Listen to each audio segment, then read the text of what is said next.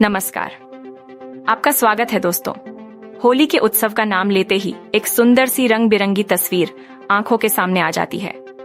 होली सबसे प्यारा त्योहार है क्योंकि इस त्योहार में लोग सभी आपसी मतभेद और विवाद भूलकर खूब मौज मस्ती करते हैं और उत्साह के साथ यह त्योहार मनाते हैं। हिंदू कैलेंडर के अनुसार फाल्गुन मास की पूर्णिमा को होली मनाई जाती है। यह 2 दिन का त्योहार है जिसमें पहले दिन होलिका दहन होता है और दूसरे दिन धुरंडी होती है, जिसे रंग और गुलाल के साथ मनाया जाता है। लोग एक दूसरे को गुलाल के साथ होली की राख भी मिलाते हैं।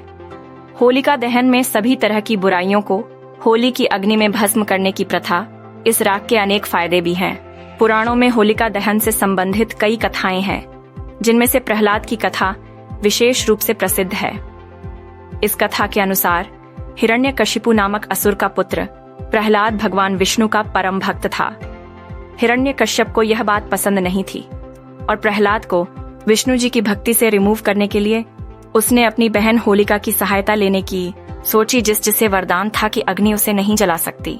होलिका प्रहलाद को गोद में लेकर जलती हुई अग्नि में बैठ गई, परंतु भगवान विष्णु के आशीर्वाद से प्रहलाद को तो कुछ नहीं होता है, लेकिन होलिका जलकर राख हो जाती है।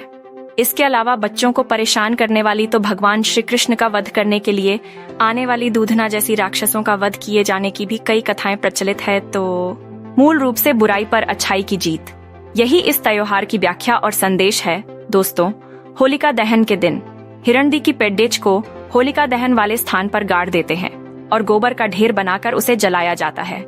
लोग इसके चारों ओर प्रदक्षिणा करते हैं और पूजा करते हैं। अग्नि में पूजन सामग्रियों के साथ विशेष रूप से नारियल का उपयोग किया जाता है। हल्दी, कुमकुम और चावल से होली का पूजन होता है। होली के चारों ओर रंगोली निकाली जाती है। भोग में विशेष रूप से मीठी रोटी चढ़ाई जाती है तथा प्रतीकात्मक रूप से होली की अग्नि में सभी बुराइयों का दहन किया जाता है।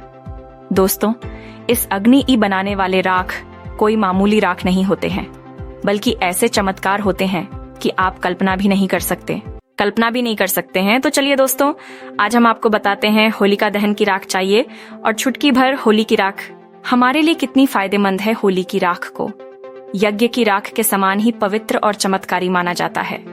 पहली बात, होलिका दहन के पूर्ण होने के बाद उसकी राख को पानी और दूसरी शांत किया जाता है और दूसरे दिन होली की राख की पूजा करके उस राख को अपने शरीर पर मला जाता है। पानी गर्म करके नहाने से शरीर में गर्मी का प्रभाव कम होता है और त्वचा के रोग नहीं होते हैं। दूसरी बात, होलिका दहन की राख को घर के मुख्य द्वार पर चारों कोनों में थोड़ा थोड़ा छिड़क दिए। इससे बुरा और नकारात्मक शक्तियों का घर में प्रवेश नहीं हो पाएगा।